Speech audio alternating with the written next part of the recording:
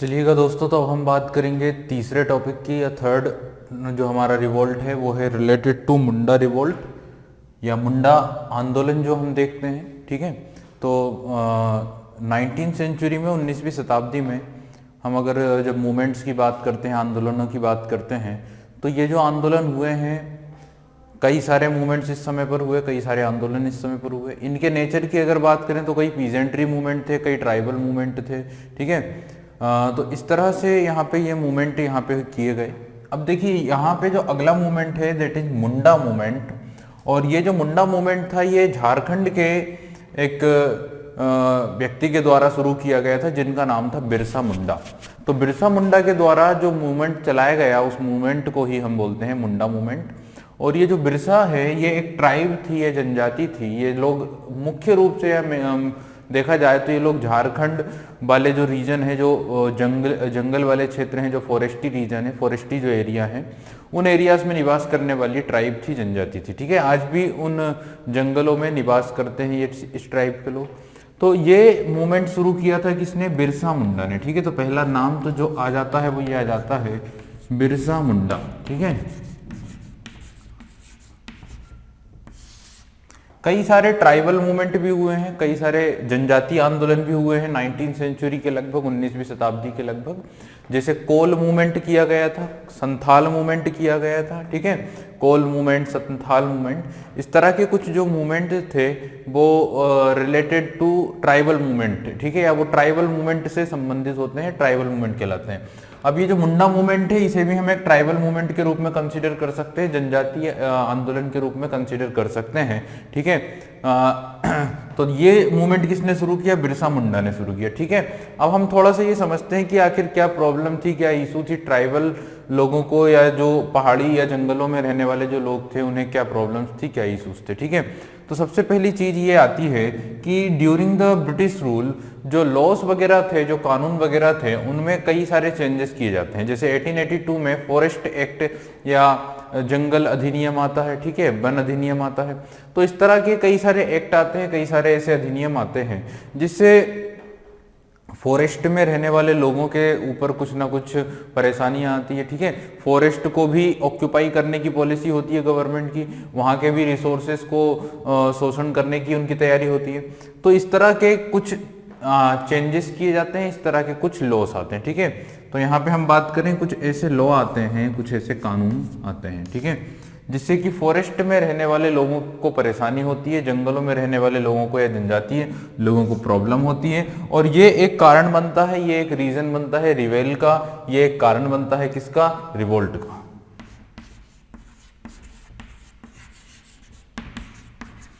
तो कुछ इस तरह के चेंजेस किए गए, कुछ इस तरह के चेंज किए गए लॉस में, कानूनों में, जिससे फॉरेस्ट में रहने वाले लोगों के जीवन पर प्रभाव पड़ता है। ठीक है, तो इस कारण से उन लोगों ने रिवोल्ट किया। दूसरा कारण ये है कि समाज के, सोसाइटी के जो दूसरे कम्युनिटी थे, जो दूसरे वर्ग थे, जैसे हम ट्रेडर्स की या व्यापारियों की बात करें, या उनसे भी ज़्यादा जो महत्वपूर्ण है या उनसे भी ज़्यादा जो खतरनाक थे वो थे मनी लेंडर्स। ठीक है, या जो लैंड लॉर्ड्स थे वो लोग। तो यहाँ पे हम दूसरे नंबर पे बात करते हैं किसकी? ट्रेडर्स की एंड लैंड लॉर्ड्स या मनी लेंडर्स।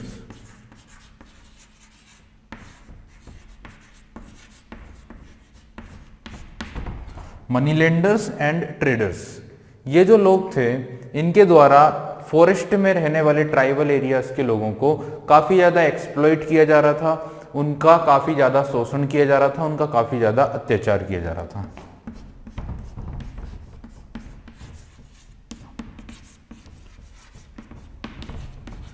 ठीक है, तो एक्सप्लॉइटेशन काफी ज्यादा किया जा रहा था फॉरेस्ट के निवासियों का या ट्राइब्स लोगों का, ट्राइबल लोगों का, ट्रेडर्स और मनी लेंडर्स के द्वारा। और यहाँ पर लॉस इस तरह से बनाए जा रहे थे जिससे कि उन्हें प्रॉब्लम्स थी। ठीक है, तो ये एक मेन कारण थे, ये एक मुख्य कारण थे ट्राइबल कॉन्फ्लिक्ट के या ट्राइबल मूवमेंट के। ठीक है, तो जैसे कि हम देख रहे हैं ब्रिटिश पीरियड के टाइम पर कुछ ऐसे लॉस आते हैं। मनी लेंडर्स और ट्रेडर्स, और अगर हम बात करें लैंडलॉर्ड्स, इनके द्वारा लगातार अत्याचार या एक्सप्लॉइटेशन किया जाता है इन ट्राइबल्स का, जिस कारण से ये मूवमेंट यहाँ पे शुरू होते हैं। ठीक है, एग्जाम्पल के लिए अगर हम कुछ मूवमेंट्स बताएं जो हुए थे इस तरह से, जिन्हें हम ट्राइबल मूवमेंट के रूप में जानते हैं, तो ऐसे कुछ आंदोलन हुए हैं जैसे कि कोल रिवेलियन। कौन सा रिवेलियन? कोल रिवेलियन। ये जो कोल रिवेलियन था ये 1831 1831 से 32 तक चलता है, 1831 टू 32 कोल रिवेलियन। ठीक है, कोल रिवेलियन। इसके अलावा संथाल रिवेलियन। संथाल रिवेलियन की अगर बात करें तो ये 1855 में हुआ था, काफी फेमस है संथाल रिवोल्ट। 1855 1855 में संथाल रिवोल्ट हुआ था। इसके अलावा बस्तर रिवेलियन। ठीक है, बस्तर भी ट्राइबल एरिया आता है। बस्तर रिवेलियन की अगर बात करें तो ये जो बस्तर है ये छत्तीसगढ़ में आने वाला हिस्सा है, तो हम इसे सेंट्रल इंडिया के रूप में भी जानते हैं। Bastar rebellion in central India. ठीक है, इन 1910 में हुआ है बस्तर में रिवोल्ट, बस्तर के ट्राइबल लोगों के द्वारा। इसके अलावा महाराष्ट्र में जो बर्ली एरिया है वहां पर भी रिवोल्ट हुआ था, तो बर्ली रिवोल्ट, हालांकि वो काफी आगे होता है 1940 में। ठीक है, तो इस तरह के एग्जाम्पल आप लोग देख रहे हैं, कोल रिवेलियन है, संथाल रिवेलियन है, बस्तर रिवेलियन है, और साथ ही बर्ली रिवोल्ट है जो महाराष्ट्र में हुआ था इन 1940 में। These are the examples of tribal revolt due to the laws changes by the British government and also the exploitation by the traders and money lenders.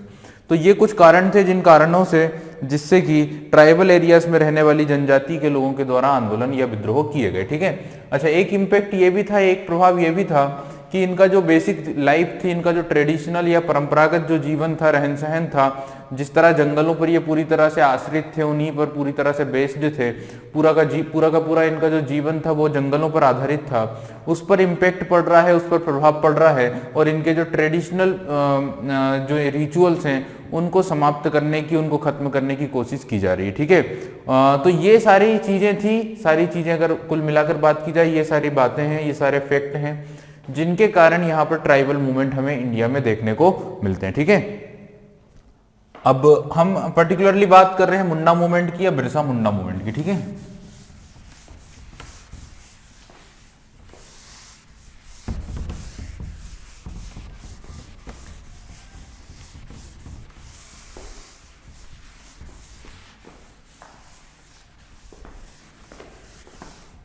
देखिए, Birsa Munda lead one such revolt, इस तरह से हमने example देखा। इसी तरह का एक मूवमेंट या एक आंदोलन किसने शुरू किया? बिरसा मुंडा ने। ठीक है, so hence Birsa Munda also led one such revolt.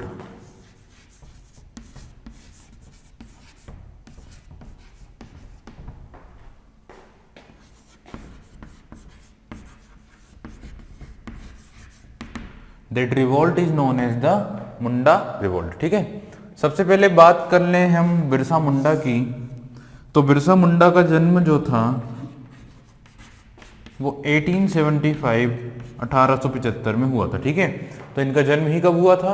1875 में। दूसरी बात, इनके जो फादर थे वो काफी पुअर थे, काफी गरीब थे। ठीक है, he was the son of poor father. इनके पिता काफी निर्धन थे, काफी गरीब बैकग्राउंड से बिलोंग करते थे। तो आप लोग समझ सकते हैं कि जो ट्राइबल एरियाज के लोग हैं उनमें जो पुअरिटी है, जो अनएजुकेशन है, या जो इलिटरेसी है, ये सारी चीजें वहां पर पहले से ही विद्यमान थी। तो जैसे अशिक्षा की बात की जाए, या फिर हम बात करें यहाँ पे पुअर लोग हैं, गरीब लोग हैं, ठीक है, अशिक्षित लोग हैं, तो ये सारी जो प्रॉपर्टी हैं, ये सारी जो क्वालिटीज हैं, या ये सारे जो गुण हैं, ये वहां पर पहले से ही विद्यमान रहते थे। ठीक है, तो इसमें कोई खास बात ही नहीं है। तो इनका जो जन्म होता है 1875 में, और इनके जो फादर हैं वो काफी पुअर हैं, काफी गरीब हैं, ये बात हम समझ लेते हैं। He grow up grazing sheep, playing the flutes and dancing the local akhara. तो इनका जो जीवन है वो किस तरह से गुजरता है, इनका जीवन किस तरह से कटता है, तो जैसे कि भेड़ों को चराते हुए, ठीक है, जंगलों में बांसुरी बजाते हुए, इस तरह की एक्टिविटीज में जो लोकल अखाड़े होते हैं वहां पर परफॉर्म करते हुए। तो इनका जो जीवन है वो जंगलों में ही बीता है, जंगलों की ही जो अलग अलग एक्टिविटीज है उनको परफॉर्म करते हुए इनका जीवन क्या हुआ है, बीता है। ठीक है, अब क्या होता है कि इनके फादर काफी ज्यादा पुअर थे, इनके पिता काफी ज्यादा गरीब थे, इसलिए इन्हें कई बार अपने प्लेसेस छोड़ने पड़ते हैं, अपनी जगहों को बदलना पड़ता है, ठीक है। Forced by poverty his father had to move from place to place looking for work. तो इनके पिता की गरीबी के कारण, या इनके पिता जो है काफी अत्यधिक गरीब है, इस कारण क्या होता है, काम की तलाश में, for the search of work, तो कार्य की खोज में ये लोग एक स्थान से दूसरे स्थान पर काफी भटकते हैं, काफी इधर उधर जाते हैं, ठीक है। अब देखिए यहाँ पे इस दौरान क्या होता है कि जो बिरसा मुंडा हैं, बिरसा मुंडा को धीरे धीरे अपने पास्ट की जानकारी पता चलती है, अपने अतीत की जानकारी पता चलती है, ठीक है। और जब उन्हें अपनी पास्ट की इंफॉर्मेशन मिलती है अपने फादर और अपने आसपास के लोगों से, तो उन्हें पता चलता है कि पहले जो समय था, पहले जो टाइम था, वो ट्राइबल्स के लिए या ट्राइब्स के लिए काफी अच्छा टाइम था, एक गोल्डन एज हुआ करता था पुराने समय में, ठीक है। जहां पे फॉरेस्ट का पूरा जो कंट्रोल था, फॉरेस्ट पर जो पूरा अधिकार था, वो ट्राइब लोगों का था, ठीक है, जनजातीय लोगों का था। और वो अपने ट्रेडिशंस को काफी अच्छे से फॉलो किया करते थे, अपने परंपराओं को, अपने प्रिंसिपल्स को फॉलो करते थे, और काफी वेलफेयर या संपन्नता के साथ वो निवास या जीवन जिया करते थे, ठीक है। तो धीरे धीरे जो बिरसा मुंडा थे, उन्हें ये नॉलेज या ये जानकारी मिलती जाती है, और धीरे धीरे जब उन्हें ये बातें पता चलती है, जब इन सारी इंफॉर्मेशन को मिलती है, उनके गोल्डन एज के बारे में पता चलता है, और किस तरह से उनका एक्सप्लॉइटेशन किया जा रहा है, किस तरह से उनके ट्रेडिशनल रिचुअल्स पर इम्पैक्ट पड़ रहा है और उस पर प्रभाव पड़ रहा है, उस पर जो अटैक हो रहा है, इन सारी चीजों से इंस्पायर होकर वो क्या करते हैं, वो एक रिवोल्ट या एक मूवमेंट भी शुरू करते हैं। और इसमें साथ ही साथ वो ब्रिटिश गवर्नमेंट या जो विदेशी लोग हैं, उन्हें भी इंडिया से बाहर करने की या उन्हें उनके खिलाफ भी मूवमेंट यहाँ पे वो चलाते हैं, ठीक है। तो यहाँ पे हम बात करें, ये इंस्पायर्ड हिम फॉर रिवॉल्यूशन, तो यहाँ पे ये जो इंस्पायर हुए हैं रिवॉल्यूशन के लिए, ठीक है, एक विद्रोह के लिए, जो उनके अंदर एक इंस्पायरेशन आई है, उसके पीछे का रीजन ये था, उसके पीछे का कारण ये था कि इन्होंने जब अपने जीवन में ये सारी चीजों को सुना और देखा कि एक समय ऐसा रहा जिस समय ट्राइबल काफी सक्सेसफुल थे, ट्राइब काफी वेलफेयर थे, और पूरा का पूरा जो फॉरेस्ट एरिया था, जो जंगल था, वो उनके कंट्रोल में था, और वो अपने ट्रेडिशन को, अपने रिचुअल्स को फॉलो किया करते थे, ठीक है। तो धीरे धीरे उन्हें अपने पास्ट के गोल्डन एज के बारे में, अतीत के बारे में काफी महत्वपूर्ण और काफी रोचक जानकारी मिलती है। और अब देखिए क्या होता है कि जब बिरसा मुंडा इंस्पायर होते हैं रिवोल्ट के लिए, आंदोलन के लिए, मूवमेंट के लिए, तो कौन कौन सी चीजें हैं जो उनको इन्फ्लुएंस करती है, कौन कौन से ऐसे फैक्ट हैं जो उन पर प्रभाव डालते हैं, ठीक है। तो Birsa and influenced of religion, Birsa Munda के ऊपर धर्म का क्या प्रभाव पड़ता है, रिलीजन का क्या प्रभाव पड़ता है, ठीक है। Birsa and influence of religion, Birsa और उन पर धर्म का प्रभाव, ठीक है। तो जैसे कि उस दौर में जब हम बात करते हैं, देखिए 1875 में इनका जन्म हुआ, 1875 में जब इनका जन्म हुआ, उस दौरान अगर बात करें या उस पीरियड में अगर हम बात करें, तो उस समय पर क्या था कि जो लोकल मिशनरीज थी, जो स्थानीय धर्म प्रचारक थे ईसाई धर्म के, उनका काफी ज्यादा इन्फ्लुएंस देखा जा रहा था, ठीक है। स्कूलों में, कॉलेजेस में, हॉस्पिटल्स में ये मिशनरीज काफी जगहों पे या कई स्थानों पर देखी जा रही थी, ठीक है, जो क्या कर रहे थे, जो ईसाई धर्म का प्रचार कर रहे थे, और जो ट्राइबल्स के रिचुअल्स थे, ट्राइबल्स की परंपराएं थी, उन्हें नीचा दिखाने की कोशिश की जा रही थी, ठीक है।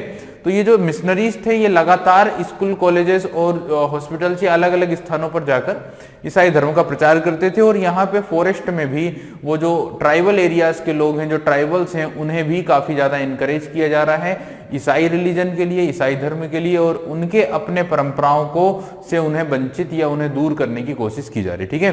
साथ ही साथ जो वैष्णव प्रीचर्स थे, जो वैष्णव, जो हिंदू धर्म की शाखा होती है, हिंदू धर्म की ब्रांच होती है, ठीक है। तो देखिए जो ट्राइबल्स लोग हैं वो भी हिंदू हैं, लेकिन उनके कुछ थोड़े से डिफरेंट या अलग परंपराएं हैं, अलग कुछ रिचुअल्स हैं, अलग कुछ ट्रेडिशंस हैं, ठीक है, लेकिन हिंदू ही हैं। और हिंदू धर्म में जब हम बात करते हैं वैष्णव रिलीजन की, साथ ही हम शैव रिलीजन, दो धर्म हैं, एक शैव और दूसरा वैष्णव। तो जब वैष्णव प्रीचर्स जो थे, जो वैष्णव धर्म के जो उपदेशक थे, उनके द्वारा भी उनका भी इम्पैक्ट, उनका भी इन्फ्लुएंस इनके ऊपर पड़ता है, ठीक है। तो वैष्णव प्रीचर का भी इम्पैक्ट पड़ता है, साथ ही जो ईसाई मिशनरीज थे उनके भी इम्पैक्ट पड़ते हैं, और उनके द्वारा ना कई ऐसी चीजें भी इन्हें बताई जाती हैं जो इनके लिए काफी प्रॉफिटेबल रहती है, काफी उपयोगी रहती है। जो जैसे कि कई सारे ऐसे अंधविश्वास थे, कई सारे ऐसे रिचुअल्स थे जो समाज के लिए या सोसाइटी के लिए ठीक नहीं थे, उन सारी चीजों के बारे में भी इंफॉर्मेशन इन्हें दी जाती है इन मिशनरीज और इन वैष्णव प्रीचर के माध्यम से। तो इन चीजों का इम्पैक्ट, इन चीजों का इन्फ्लुएंस जो बिरसा मुंडा थे उनके ऊपर पड़ता है। ठीक है, अब इनका जो एम होता है ट्राइबल सोसाइटी के प्रति, इन चीजों से सीखने के बाद aimed at reforming tribal society, सबसे पहला एम इनका क्या होता है, ट्राइबल सोसाइटी को रिफॉर्म करना, ट्राइबल सोसाइटी में सुधार करना। Aimed at reforming tribal society.